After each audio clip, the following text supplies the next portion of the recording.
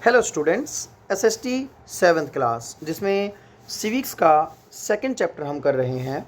Second chapter का name है स्वास्थ्य में सरकार की भूमिका। मीन्स कि जो हमारी स्वास्थ्य सुविधाएं हैं, हमारे देश का जो स्वास्थ्य है लोगों का, उसमें सरकार कैसे अपना रोल अदा करती है। इस चैप्टर में हमने एक तो स्वास्थ्य की जो डेफिनेशन है, स्वास्थ्य का अर्थ जाना कि सिर्फ बीमारी से मुक्त होना ही या चोट से मुक्त होना ही स्वस्थ नहीं है।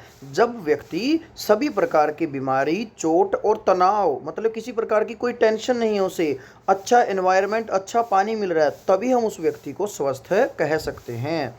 ठीक है। फिर हमने एक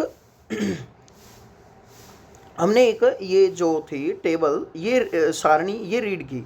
इसमें हमने ये देखा कि इसमें दो कॉलम बने हुए हैं, पहला कॉलम और दूसरा। पहला कॉलम तो हमें क्या बताता है, हमारे देश में जो स्वास्थ्य सुविधाओं में बढ़ोतरी हुई है, जो इजाफा हुआ है डॉक्टर के अंदर, हॉस्पिटल्स के अंदर, और इतने मतलब ये पता चला कि विदेशों से भी हमारे देश में मरीज आते हैं इलाज करवाने। तो हमें दवाइयों के बारे में पता चला कि हमारे देश में बहुत ज़्यादा दवाइयाँ बनती है और दूसरे देशों में भी भेजी जाती है। हमें एक तरफ तो सारी हमारे देश की चिकित्सा से संबंधित, हॉस्पिटल से संबंधित अच्छाइयाँ पता चली, लेकिन दूसरी साइड हमें यहाँ पर कुछ ऐसे पॉइंट्स पता चले जो हमें ये बताते हैं कि हमारे यहाँ स्वास्थ्य का जो स्ट्रक्चर है, ढांचा है, वो कितना ख़राब है।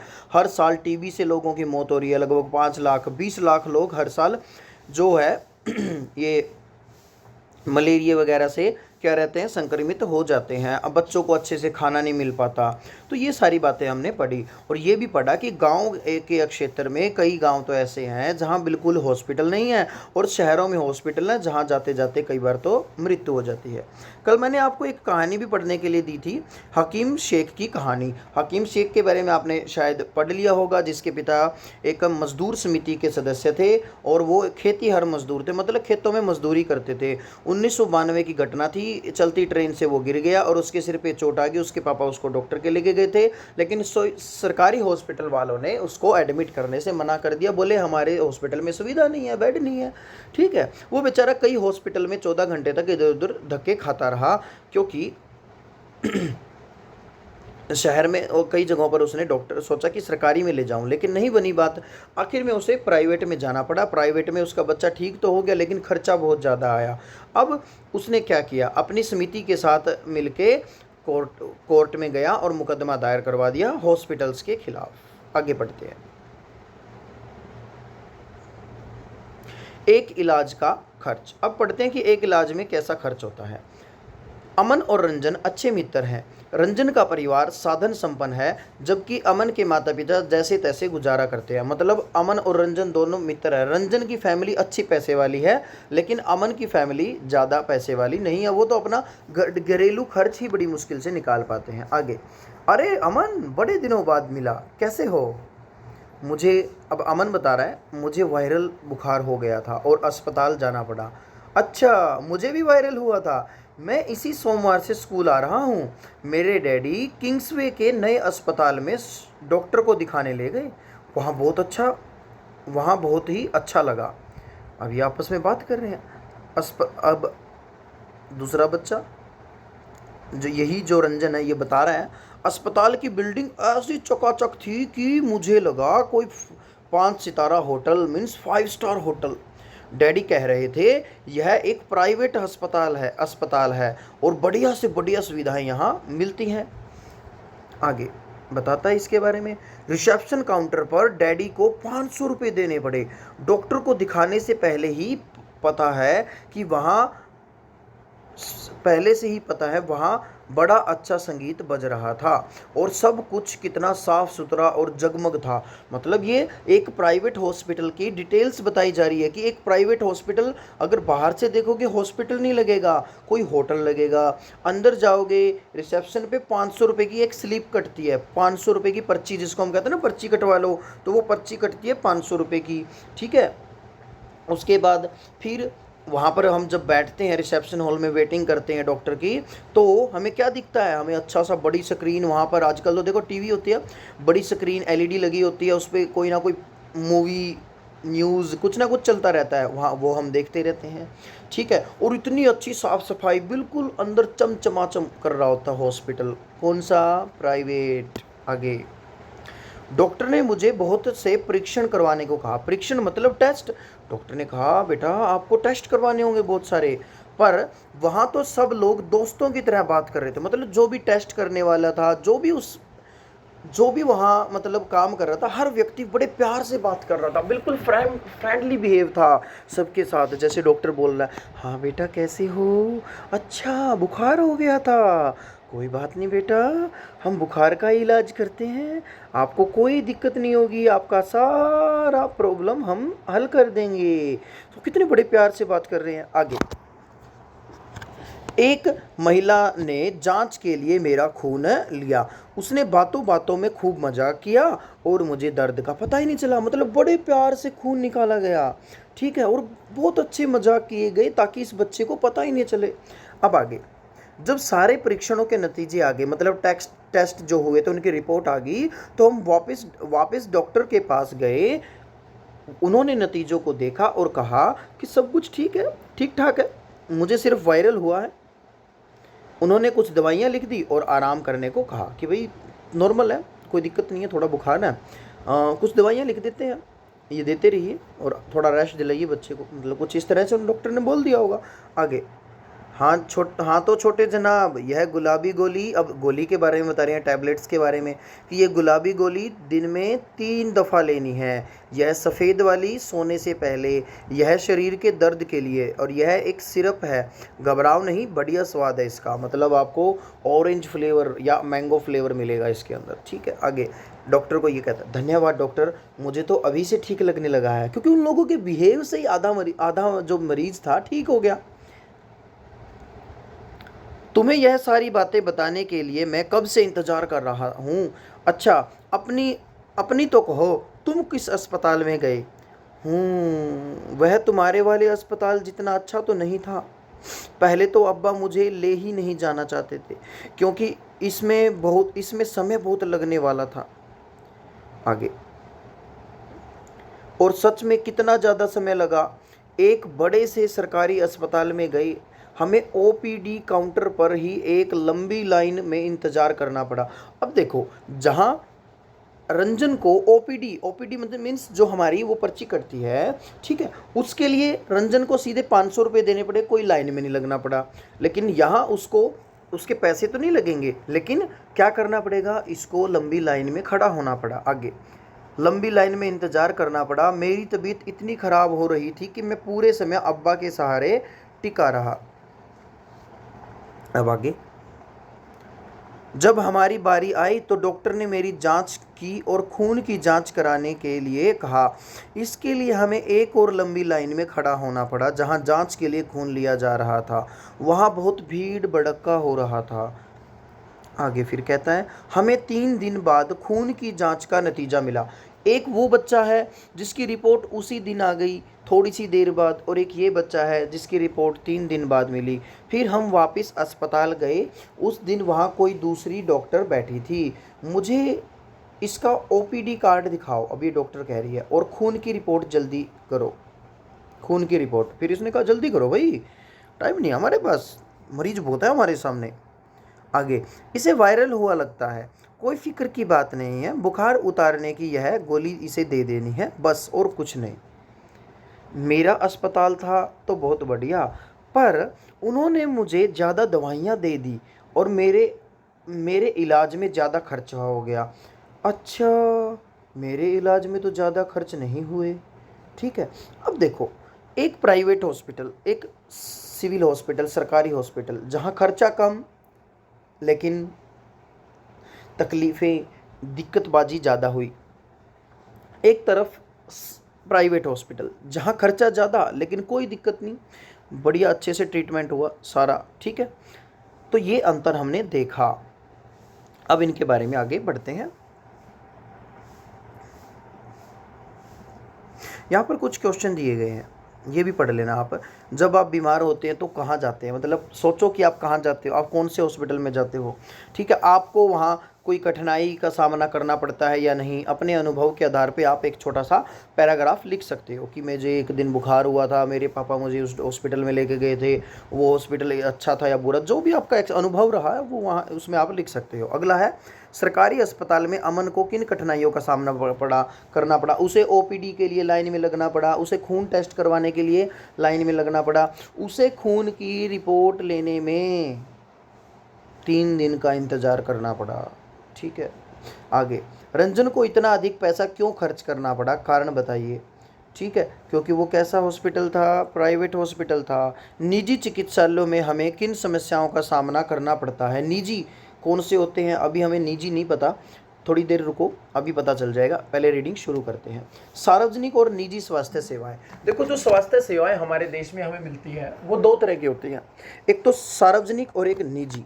पहले सार्वजनिक समझो। सार्वजनिक होती है सरकारी, मीन्स जिसको सरकार प्रोवाइड करवाती है, सरकारी हॉस्पिटल में, सरकारी जो हेल्थ क्लिनिक होते हैं उनके अंदर। ठीक है, फिर आती है निजी स्वास्थ्य सेवाएं। निजी स्वास्थ्य सेवाएं सरकार उपलब्ध नहीं करवाती, ये प्राइवेट हॉस्पिटल होते हैं। निजी का मतलब होता है बेटा प्राइवेट, निजी का मतलब प्राइवेट। ठीक है, स्वास्थ्य सेवाएं मतलब प्राइवेट हेल्थ सर्विस। तो प्राइवेट हेल्थ सर्विस और एक होती है public health service. Public health service जो प्रोवाइड करवाई जाती है, हमें प्रदान की जाती है, वो सरकार द्वारा। और जो निजी प्राइवेट हेल्थ सर्विस होती है, निजी स्वास्थ्य सेवाएं होती हैं, वो कोई भी व्यक्ति जिसके पास अच्छा अनुभव है, जिसने डॉक्टर का मतलब कोई डिग्री हासिल करके डॉक्टर वगैरह की, और अच्छा उसने कोई हॉस्पिटल बना रखा है, तो वहाँ से होता है। ठीक है, जैसे अब आप इतने सारे बच्चे हो क्लास में, ठीक है, आप में से बहुत सारे बच्चे अच्छी पढ़ाई करके क्या बनेंगे, बहुत बड़े डॉक्टर बनेंगे, अच्छा डॉक्टर का कोर्स वगैरह कंप्लीट करेंगे। फिर हो सकता है आप में से कुछ तो गवर्नमेंट डॉक्टर बन जाएं, और कुछ हो सकता है भाई सोचेंगे चलो मैं तो खुद का हॉस्पिटल बनाऊंगा और लोगों का इलाज करूंगा। तो अगर आप खुद का हॉस्पिटल कर लेते हो तो आप एक निजी स्वास्थ्य सेवाएं प्रदान कर रहे हो। लेकिन अगर आप गवर्नमेंट डॉक्टर बन जाते हो, सरकारी डॉक्टर बन जाते हो, तो आप सार्वजनिक स्वास्थ्य सेवाओं के एक सेवक बन जाते हैं, वहाँ सब सेवाएं प्रदान करने वाले बनोगे। अब आपको शायद समझ में आ जाएगा कि निजी चिकित्सालयों में हमें किन समस्याओं का सामना करना पड़ता है। इस क्वेश्चन का देखो, निजी चिकित्सालयों में हमें मेन समस्या किस चीज़ की होती है, वहाँ पर आप देखोगे कई बार ऐसे टेस्ट हमें बोल दिए जाते हैं जिनकी हमें खास ज़रूरत नहीं होती। ठीक है, और हम आके कहते हैं डॉक्टर ने अपने पैसे बनाने के लिए इतने सारे टेस्ट लिख दिए। वहाँ पर मतलब क्या है, वहाँ पर पैसे के ऊपर, देखो मैं ये नहीं कहता प्राइवेट हॉस्पिटल में इलाज पे फोकस नहीं किया जाएगा, इलाज पे भी फोकस होता है, लेकिन उसके साथ साथ एक इनकम पे भी फोकस किया जाता है। भाई देखो, इतना इतना चमचमाता हॉस्पिटल बना रखा है उन्होंने, इतना पैसा वैसा लगा रखा है, इतना अच्छा स्टाफ जो आपसे पोलाइटली बिहेव कर रहा है, तो उनकी भी सैलरी वगैरह निकालनी होती है, तो इसलिए वो सारे खर्चे उनके बहुत ज़्यादा होते हैं, खर्चीला ज़्यादा होता है। ठीक है, अब आगे बढ़ते हैं। सार्वजनिक, अब हमें पता चला कि हमारे देश में दो तरह की स्वास्थ्य सेवाएं हैं, दो तरह की स्वास्थ्य सेवाएं हैं, एक तो पब्लिक और एक प्राइवेट, यानी कि सार्वजनिक स्वास्थ्य सेवाएं और निजी स्वास्थ्य सेवाएं। पहले हम पढ़ेंगे सार्वजनिक स्वास्थ्य सेवाओं के बारे में। सार्वजनिक स्वास्थ्य सेवा स्वास्थ्य केंद्रों व अस्पताल की एक श्रृंखला है जो सरकार द्वारा चलाई जाती है। मतलब जो सार्वजनिक स्वास्थ्य सेवा है वो एक सीरीज़ है, एक चेन है। किस चीज़ की चेन है, जिसमें स्वास्थ्य केंद्र और अस्पताल आते हैं, जिन्हें कौन चलाता है, सरकार चलाती है। ये केंद्र व अस्पताल आपस में जुड़े होते हैं, मतलब जो स्वास्थ्य केंद्र होते हैं और जो हॉस्पिटल होते हैं सरकारी, वो आपस में एक दूसरे से जुड़े होते हैं। ठीक है, मतलब उनका एक दूसरे के साथ कनेक्शन होता है, जिससे ये शहरी व ग्रामीण दोनों क्षेत्रों को सुविधाएं प्रदान करते हैं। मतलब गांव के एरिया को भी हैंडल करते हैं और शहर के एरिया को भी हैंडल करते हैं, और सभी बीमारियों, साधारण से लेकर विशेष देखभाल की जरूरत वाली बीमारियों का इलाज प्रदान करते हैं। ग्राम के स्तर पर, ग्राम का मतलब है गांव, गांव के स्तर पर स्वास्थ्य केंद्र होता है। अंडरलाइन कर लीजिएगा बेटा, कई बार हमें देखो अच्छे से पता नहीं होता कि स्वास्थ्य केंद्र और अस्पताल वगैरह कहाँ होते हैं। ठीक है, तो स्वास्थ्य केंद्र जो होते हैं बेटा, वो गांव के स्तर पर काम करते हैं। गांव स्तर पर एक स्वास्थ्य केंद्र होता है जहां प्राय एक नर्स और एक ग्राम स्वास्थ्य सेवक होता है। मतलब गांव में जो स्वास्थ्य सेवक होता है, ठीक है, वहां पर एक नर्स और एक डॉक्टर होता है। आगे, इन्हें सामान्य बीमारियों के इलाज के लिए प्रशिक्षण दिया जाता है। मतलब इनकी जो ट्रेनिंग होती है ना, वो सिर्फ नॉर्मल जो छोटी मोटी जो हल्की फुल्की बीमारी है ना, नॉर्मल बीमारियां, इनके इलाज की ट्रेनिंग इनको दी जाती है। आगे, वे प्राथमिक स्वास्थ्य आगे है, वे प्राथमिक स्वास्थ्य केंद्र के डॉक्टरों की देखरेख में कार्य करते हैं, जो प्राथमिक होते हैं। आगे पढ़ते हैं। प्राथमिक क्षेत्र ग्रामीण क्षेत्र में ऐसा केंद्र कई गांव की ज़रूरतों को पूरा करता है। मतलब जो ये स्वास्थ्य केंद्र होते हैं ये कई गांव की ज़रूरतों को पूरा करने के लिए बनाए जाते हैं। जिला स्तर पर जिला अस्पताल होता है जो इन सभी स्वास्थ्य केंद्रों की देखरेख करता है। अब डिस्ट्रिक्ट लेवल पे जैसे हिसार है, हिसार का जो सिविल हॉस्पिटल है ना, वो पूरे हिसार डिस्ट्रिक्ट के जितने भी गांव हैं उनके अंदर जो स्वास्थ्य केंद्र बने हुए हैं उनको कंट्रोल में रखता है, उनके साथ कनेक्ट रहता है। उसके बाद कहता है बड़े शहरों में कई सरकारी अस्पताल होते हैं, जैसे वह था जिसमें अमन को ले जाया गया था, और ऐसे भी विशिष्ट सरकारी अस्पताल जिनका जिक्र हाकिम शेख की कहानी में हुआ था।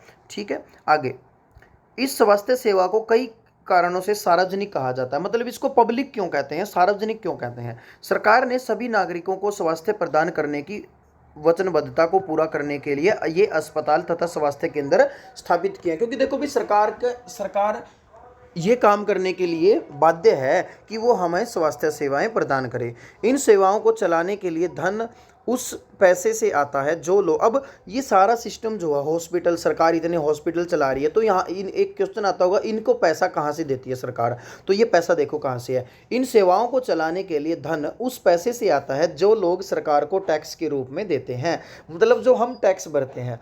ठीक है, बहुत बार न्यूज़ आती है कि उन लोगों ने टैक्स की चोरी की। टैक्स की चोरी करना बेटा बिल्कुल गलत बात है। देखो, अगर आप चाहते हो कि आपकी सरकार आपको अच्छी सुविधाएं दे, अच्छी सड़कें दे, अच्छे हॉस्पिटल प्रदान करें, अच्छी शिक्षा के लिए सरकारी स्कूल प्रोवाइड करवाए, अच्छा पानी प्रोवाइड करवाए, तो सरकार को उनके ऊपर अच्छा पैसा खर्च करना पड़ेगा। अब सरकार को वो पैसा कहाँ से मिलेगा? हमारे टैक्स से। ठीक है, हम अगर टैक्स नहीं भरेंगे बेटा तो सरकार हमें कहाँ से इतनी अच्छी सुविधाएं दे पाएगी? सरकारी खजाना खत्म हो जाएगा। ठीक है, इसलिए कभी भी टैक्स की चोरी नहीं करनी चाहिए, हमें हमेशा टैक्स समय पर भरना चाहिए। आगे देखते हैं।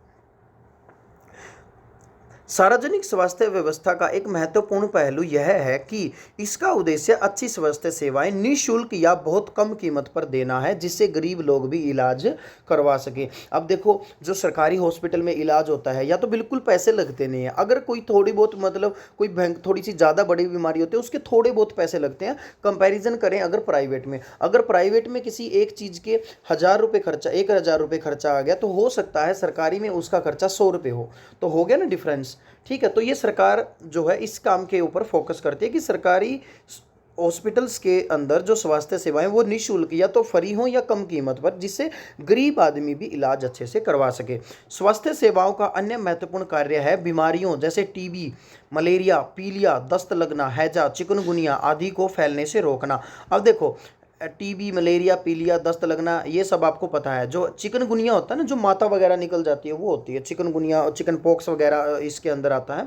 ठीक है, इसकी व्यवस्था सरकार के लोगों के सहयोग से करनी होती है। अब जो सरकार है ये लोगों के मदद से ही ये सारे काम करती है, अन्यथा यह असफल हो जाएगी। अगर हम सब लोग सहयोग नहीं देंगे तो ये सारी बीमारियां फैलने में, देखो अब कोरोना इतना ज़्यादा एकदम से क्यों फैला? क्योंकि लोग लापरवाह हो गए।